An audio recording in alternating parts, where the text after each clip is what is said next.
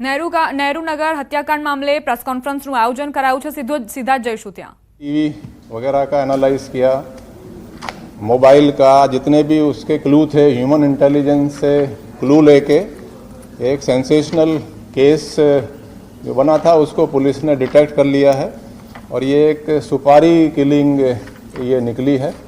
और जो मर गया जो मरण जनार जो बधा राम जी है, उसी के भतीजे ने इसका मर्डर कराया है। उसका भतीजा अशोक वो भी सिरोही से है और ये जो डेथ जिसकी हुई है वो भी सिरोही से ओरिजिनली हैं। दोनों ही फ्रूट की ये धंधा करते हैं। और इनका जो अशोक है, जो इसमें मेन इसका जो भतीजा है, उसके फादर का भी लगभग 1 साल पहले मर्डर हुआ था सिरोही में। और इसको लगता था कि जो ये बधाजी है इसका लड़का शायद मेरे फादर के मर्डर में इन्वॉल्व है। और इनका ज़मीन 40 बीघे ज़मीन है, करीब 2 करोड़ से ऊपर की कॉस्ट की, उसका भी झगड़ा कोर्ट में चल रहा है।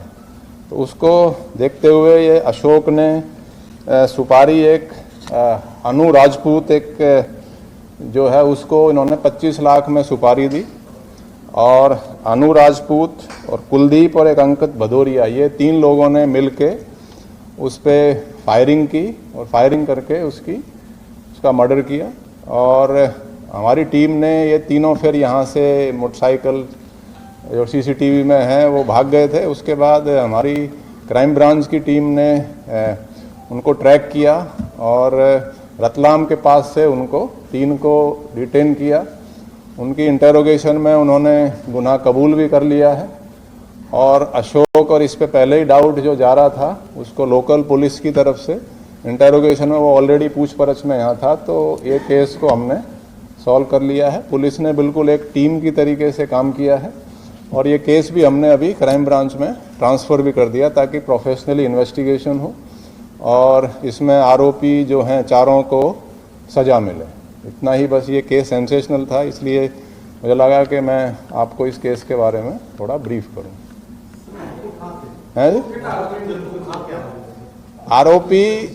आरोपी इसमें अलग अलग जगह से हैं।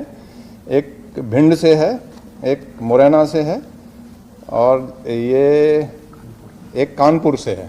जो 3 है, लेकिन ये काफ़ी सालों से यहाँ पे जो फ्रूट की जो लारी पे लोडर जो है सामान उतारने का और डालने का वो काम करते हैं और रफली एक दिन में 300-400 रुपये कमाते हैं।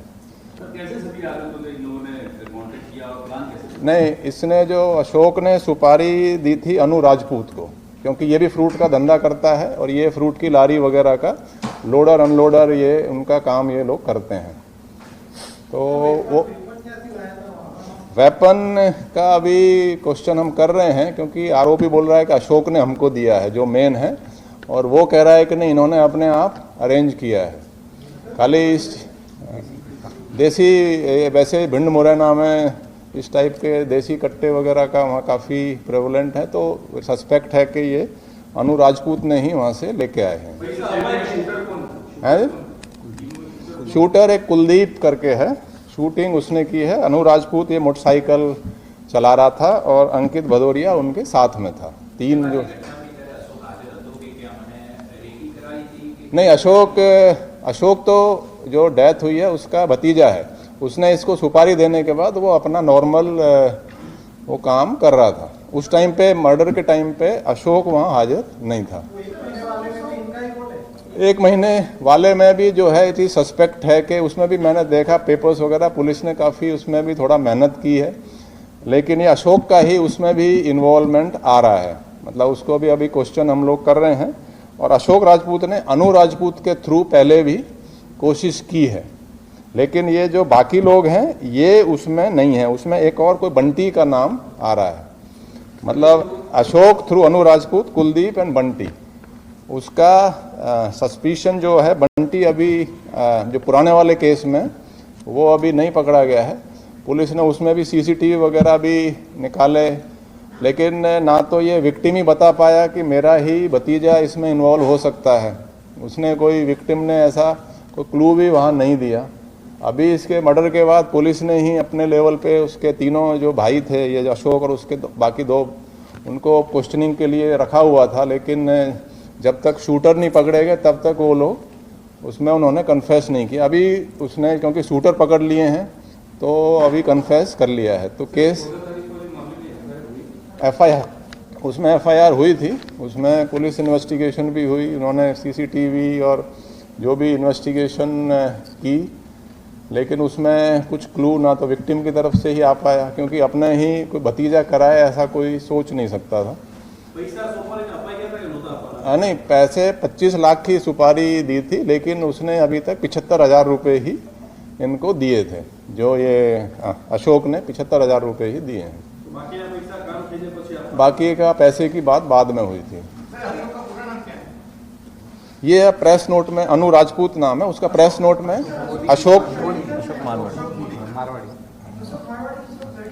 अशोक खेताराम जी, अशोक के फादर का नाम खेताराम जी, उसका सगा भाई है। जो ये मर गए हैं बधा राम जी, इनका सगा भाई खेताराम जी का लड़का है अशोक।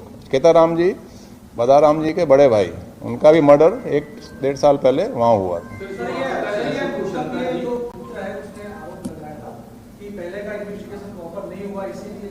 नहीं, उसके हम और भी इसमें तफ्तीश करा रहे हैं कि पुलिस का उसमें काम कैसा रहा है, कि पेपर्स अभी तो प्रिलिमिनरी है, उसकी हम अलग से वैसे इंक्वायरी देंगे उसकी। सर, ये अशोक के पिता की जो हत्या हुई उसमें इन लोगों को इन्वॉल्वमेंट आना है, जैसे उसका नहीं, उसको पुलिस ने वहाँ पे वो केस अनडिटेक्ट ऐसा बता रहा है कि साहब पुलिस उनके लड़के को ले गई थी, कुछ पूछा था, लेकिन कोई उन्होंने उसमें गिरफ्तार कोई किया नहीं। लाई डिटेक्टर वगैरह के लिए वो लोग कराएंगे, तो ऐसा उसका है।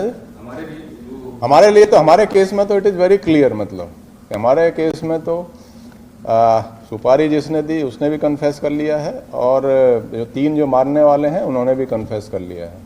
हमारा है टोटल 4 लोगों को लेके आए हैं, और वो इसके पहले लोगों ने कितनी बार अटेम्प्ट किया है मर्डर के लिए? एक बार करीब 1 महीने पहले वो चाकू से सुबह किसका चेक कर रहे हैं, उसका जरा चेक कर रहे हैं। ये तो कह रहे हैं कि हमारा कोई ऐसा गुनाहित इतिहास नहीं है, और वो फ्रूट की लारी पे खाली लोडिंग अनलोडिंग का काम करते हैं, और पैसे के लालच में उन्होंने ऐसा किया है। हाँ, फायरिंग, हाँ वो फायरिंग मारने के हिसाब से, क्योंकि 25 लाख की सुपारी मारने के लिए ही दी गई थी।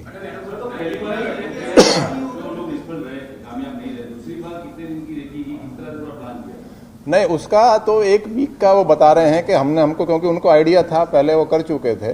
जो इसमें से एक जो अनु राजपूत है, तो उनको आइडिया था, वो भी फ्रूट का ही, क्योंकि ये भी फ्रूट का ही काम, ये सारे जो हैं विक्टिम भी फ्रूट का ही बिजनेस में थे, और जो मारने वाले हैं ये फ्रूट की लोडर का काम करते थे। है नहीं, ये मध्य प्रदेश का सस्पिशन है कि मध्य प्रदेश से ये लोग लेके आए हैं, बट इसकी अभी इन्वेस्टिगेशन।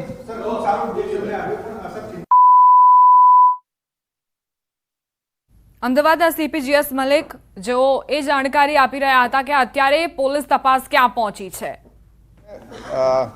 कुछ एक इंसिडेंट्स रिसेंटली जैसे हुए हैं। अब देखो तो अब ये जो केस है इसमें पुलिस ने इतनी मेहनत की है, टीम तरीके से क्राइम ब्रांच ने, मतलब आप समझिएगा रात में आपने भी CCTV देखे होंगे, वो इजी नहीं था केस को।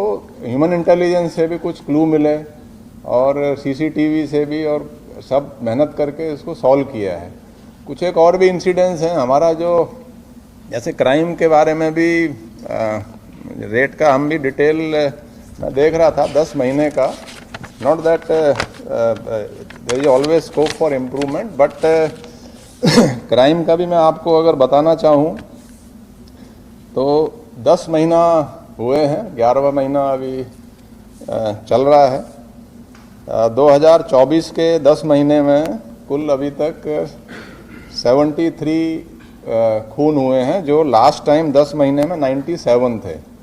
तो ऐसा नहीं है कि जैसे खून में 24.7% की कमी आई है। इसी तरीके से खून की कोशिश में अभी 74 है, लास्ट टाइम 92 थे, तो -19.5%। डेकॉइटी इस बार 10 है, लास्ट टाइम भी 10 ही थी, लेकिन 10 के 10 डिटेक्ट हैं। रॉबरी 96 इस बार हैं, लास्ट टाइम 122 थी, -21.3% हैं। हाउस ब्रेकिंग जो रात की घरफोड़ है उसमें भी 312 है, इस बार 10 महीने में हुई है, जो लास्ट टाइम 393 थी, इसमें 20% का कमी है। સમાચારોમાં આગળ વધીએ। મોરબીમાં સ્થાનિકો દ્વારા રોડ રોકીને વિરોધ કરવામાં આવ્યો। મોરબીના 55 રોડ પરના સ્થાનિકોએ શ્યામ પાર્ક સોસાયટીનો રોડ મંજૂર કર્યા બાદ અનેક રજૂઆતો કરવા છતાં કામ શરૂ ન કરાતા રોષે ભરાયા અને રસ્તો રોકીને ચક્કાજામ કર્યો। મોરબીની શ્યામ પાર્ક એક સોસાયટીમાં રોડ મંજૂર થયો, પરંતુ કામ શરૂ ન કરાતા સ્થાનિકો વિફર્યા। મંજૂર થયેલા રોડનું કામ તાત્કાલિક શરૂ થાય તેવું સ્થાનિકો માંગ કરી રહ્યા છે। જો કે સ્થાનિકોને સમજાવવા પોલીસ પણ પહોંચી હતી, પરંતુ સ્થાનિકોએ કહ્યું જ્યાં સુધી તેઓની માંગ પૂરી નહીં થાય ત્યાં સુધી આ રસ્તા રોકો આંદોલન ચાલુ રહેશે।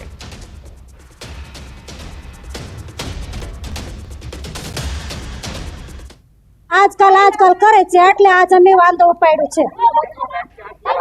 12 મહિના થઈ ગયા છે, અમારા ગામડા ઉપર લાઈટ નથી, અમારે કોઈ દિવસ આટલી ફરિયાદ કરવા ગઈ નથી, હાલ રોડ આટો કરવા ગયા છે। રસના રોડ અધૂરો હે ને, એક કર્યો ને એક કેમ નો બનાવ્યો, આ ઈ પ્રોબ્લેમ હે અમારામાં। તો અધૂરો મૂક્યો હે અને કર્યો નથી, ઈ કામ અમારું પૂરું કરે એટલે મેં કાંઈ નહીં બોલી, નગરપાલિકા જઈશું અહીંયા બધા ગોઠવાઈ જશે। આ રજૂઆત અમે 3-4 જગ્યાએ કરી છે, પણ એનો કોઈ નિર્ણય આવ્યો નથી, કોઈ જવાબ આવ્યો નથી ને હજી જવાબ કોઈ દેતા નથી। અને આ જવાબ અમે આ જ્યાં સુધી રોડ નહીં થાય ત્યાં સુધી અમે અહીંથી ડગવાના નથી। નગરપાલિકાએ જઈશું, ગમે જ્યાં જવું હોય છે ત્યાં અમે પહોંચી જઈશું, પણ આ કાર્ય અમે પૂરું કરશું ને કરાવશું। પ્રશ્ન અમારો એ છે કે 8 મહિનાથી આ રોડનું કામ ચાલુ થયું છે, 55 રોડ શ્યામ 1 અને 2 નો, એમાં 2 નંબરમાં કામ થઈ ગયું છે અને 1 નંબરનું બાકી છે, અડધેથી કામ બંધ કરાવેલું છે અને તંત્રની ઘોર બેદરકારી છે।